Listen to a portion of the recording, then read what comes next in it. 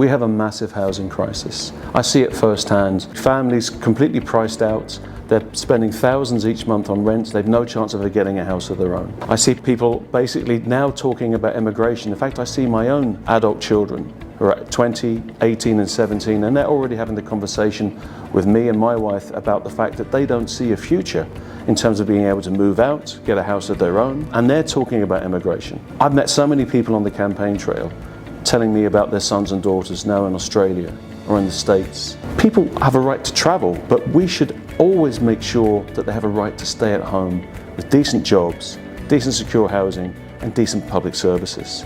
Now, life is about choices, and I would maintain the political choices that this government have made are the wrong ones, and that's why we need change.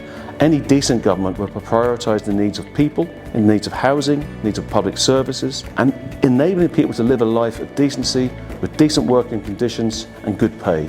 That shouldn't be too much to ask. I'm running for Europe because I believe that Ireland needs a team of MEPs who will stand up for Ireland, who will stand up for the interests of ordinary workers, families and communities. We need a European Parliament that will address those key issues, like the cost of living, like the housing crisis, like the state of our public services, and not head off in the direction of militarisation. So it's crucial to have progressive politics back in the European Parliament, and that's why I'm running. I think in Parliament I've proven myself to be someone who can deliver. I delivered the tips bill, which for the first time gave all restaurant workers a legal right to their tips, and I forced the government to actually concede that this was something that had to be done, and they passed a bill fairly identical to the one that I produced. And let's be clear about this, 4 out of 5 of the MEPs in Ireland South are government MEPs.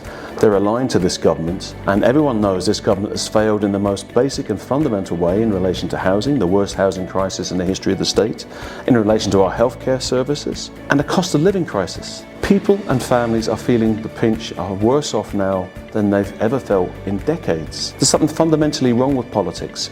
We're not going to change things without changing the people that we send to Europe. And the first step in that process is on the 7th of June. The people have the right and the power to make fundamental change.